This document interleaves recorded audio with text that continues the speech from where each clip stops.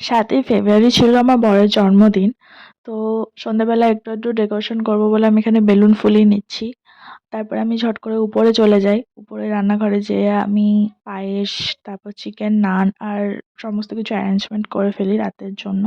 তারপরে আমি নিচে এসে আবার ডেকোরেশনটা কমপ্লিট করে নিই। অ্যাকচুয়ালি অল্প সময়ের মধ্যে আমি এটুকু করারই সুযোগ পেয়েছিলাম।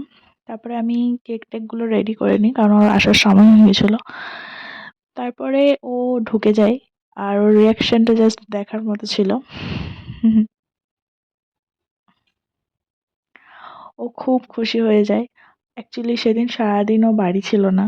9:30-10টার সময় ও বাড়ি ঢোকে রাত্রেবেলা। তো ওর কোনো আইডিয়াই ছিল না যে আমি কি করছি না করছি বাড়িতে। তো এসে জাস্ট ও সারপ্রাইজড হয়ে যায়, খুব খুশি হয়ে যায়।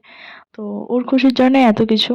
ও খুশি তো আমি খুশি। তারপরে এখানে মা-বাবা দুজন মিলে ওকে একটু পায়েস খাইয়ে দেয়, যেটা জন্মদিনে মাস্ট।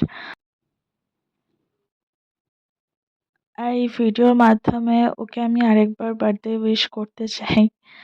হ্যাপি বার্থডে বাবাই, and I love you so much. ভগবানের কাছে সবসময় প্রার্থনা করি তুমি ভালো থাকো। আসলে এখন এমনই হয়ে গেছে, ভগবানের কাছে কিছু চাওয়ার আগে, নিজের জন্য কিছু চাওয়ার আগে তোমার তোমার কথাটা আগে মনে পড়ে। হয়তো এটাই ভালোবাসা। তো এটুকুই চাইবো, তুমি ভালো থাকো, তুমি সুস্থ থাকো, তুমি হ্যাপি থাকো, তাহলেই আমি ভালো থাকবো। তো ব্যাস এইটুকুই।